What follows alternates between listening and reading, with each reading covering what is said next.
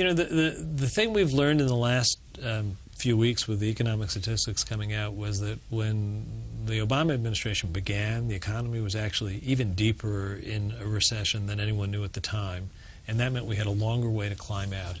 I think if you look at what the Recovery Act did, there are millions of jobs in our economy today that wouldn't be there without it.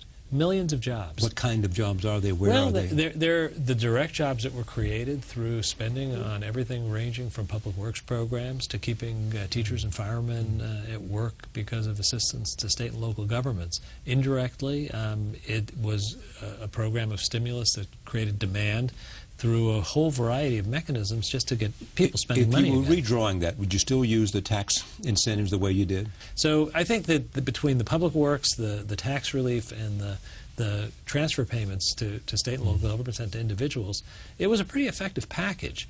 It obviously didn't put us where we want to be. Where we want to be is, you know, robust organic growth in the economy and a much lower unemployment rate. There are many people in the Democratic Party who supported the president, asked two questions. One, he should have been tougher. He should have been a better negotiator.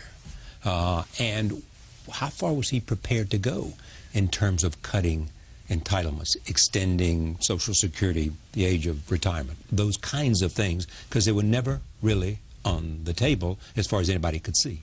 The president was a very tough negotiator, actually. In this negotiation, in some ways the most important thing was to resolve it in a way that didn't involve going to policies that were disagreeable to either side. So that's why he didn't commit, because he didn't want to go to things that were disagreeable to both sides. And to move the debate to a time when the debt limit was not hanging over the economy's head like a sword of Damocles. So he actually made a decision to do this now so he could fight another day. So if you look at what was in the package, I was describing discretionary policies for defense and non-defense programs that we think would be part of any balanced deal. The issues that you were asking about, entitlement reform and Medicare and Social Security, those would have to be part of a balanced package, a package that would include revenues as well. Since there wasn't a willingness to put revenues on the table, what was set up was a process, but a process where a powerful committee is going to be set up with an enforcement mechanism behind it. That enforcement mechanism is not something that's attractive to anyone. It's $1.2 trillion of cuts, half defense, half non-defense, that would, I think, be unacceptable from the perspectives of both right and left. So this committee has a real challenge to do its work between now and December.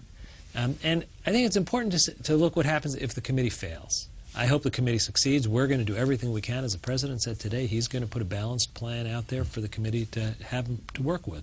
And which will be more specific about the things that he would like to see. Yeah. But if the committee fails, the cuts don't take effect the next day. The cuts take effect in January 2013. January 2013 is an important date. It's the date when the Bush tax cuts expire. And it's also the month when the next presidential term begins. We're going to have a national debate between now and January 2013 where the American people will make some very fundamental decisions. And I think the combination of the committee with a strong incentive to act now and a backstop that will force action either through the automatic mechanism or subsequent action by Congress and a national debate on priorities gives us a chance to get beyond what Washington witnessed in the last 4 or 5 weeks.